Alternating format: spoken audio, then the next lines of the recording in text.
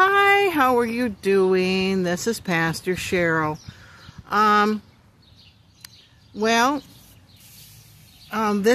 This week, the lectionary reading, there are choices. And it's the fifth Sunday of Easter. It's choice number 1 is Acts 11, 1 through 18. That's for like the first reading. Excuse me here. Psalm 148, Revelations 21, 1 through 6. John 13, 31 through 35. And you see I'm equipped here. I've got my Bible and my notes. And so anyway, whoops, the wind is kind of catching everything here today. So I will manage. I decided to do Revelations because we haven't done that before. We've also are into John with the Bible study, and we're up to John 17, and so John 13 we've already done that. We'll pass that now. And so we will do Revelations, which is because it's interesting. And it's about the new creation, the new heavens, and the new earth. Now, I'm sure that all of us in my generation are Trekkies. We're into Star Trek, right? So, here, I'm trying to get this Bible here to calm down. So the wind wants to catch the pages as these fine little thin pages here that the wind wants to grab. We'll start reading with chapter 21, verse 1. And so I'm trying to hold this up, see where I'm in my backyard.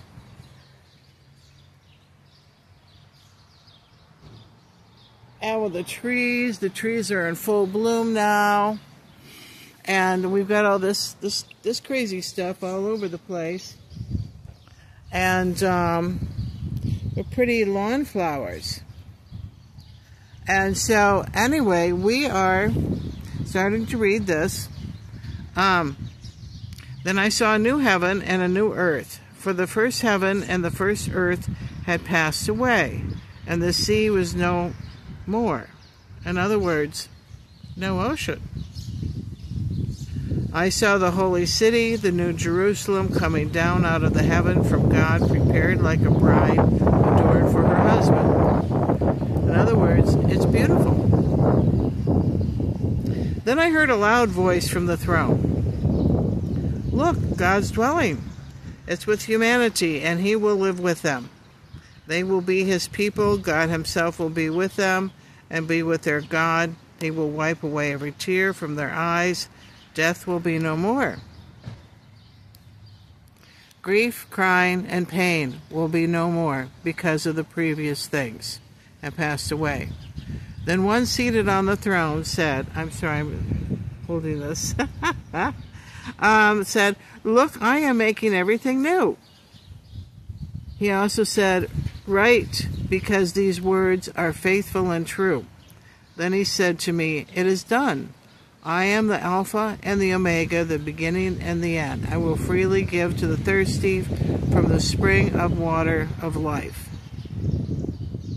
Now, if we want to read on to the bottom of this section, which we've been doing that, the one who conquers will inherit these things, and it will be his God, and he will be my son. But the cowards, faithless, detestable, murderers, sexually immoral, sorcerers, idolaters, and all liars, careful of those little fibs, and their share will be in the lake that burns with the fire and sulfur, which is a second death. Well, maybe that's why that wasn't part of the reading for today, that lower part, but it's just up to verse 6 here. And anyway, so we are going to just, if you want to add something to it, it's like a part of the discussion. You can add something down to the little comments down below. And as this is interesting, if you read on, you find out that colors, lots of colors and stripes of different gems. And I think this, a primitive man is looking at these different gems and trying to make some sense of it. And so it's probably like landing lights, okay? Or just lights in general, but landing lights, I would think so. And it'll be something that will hover over the ground and not touch the ground, because if it touches the ground, it's so huge it'll crush the ground. It would cause a problem anyway. And so it would be something that would repel, but be a few feet off the ground. And, will be very advanced. It'll be something interesting. And people that have claimed that they have died and gone to the future have seen such structures where they're kind of hovering off the ground. There won't be any religion, they said. There won't be a religion. There'll be God. There'll be Christ, but maybe that won't be considered a religion. It's an interesting thought. And you could continue on with this. This is a very interesting thing. And I'm hoping, what I feel badly about is that if our world should end about now, the people would have never grown up. Our civilization would have never grown up. I want to see our civilization grow up. Here, we'll cover the stuff there, out there on the side of the house. You don't need to see all that. But I would like to see we're still using combustible engines. Gasoline. Imagine that.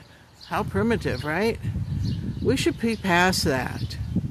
You know why? Because gasoline costs. And somebody is out there that wants to be greedy and just wants to sell gasoline. We should be really into energy efficient motors and that won't cost anything to run. Really, think about that. Energy-free devices. That'll just run. And they won't collide into each other. And, we should be more advanced. Think about it. We should be way past wars. Way past that. It's uncivilized. Wars are primitive. Wars are uncivilized. It's like part of the caveman stuff, hitting each other. If you hit someone, they're going to hit you back. It's stupid. Wars are stupid. And, there's no reason for them. Just get along. And that's part of my generation. We stopped a war. Yes, remember that we stopped that war in Vietnam.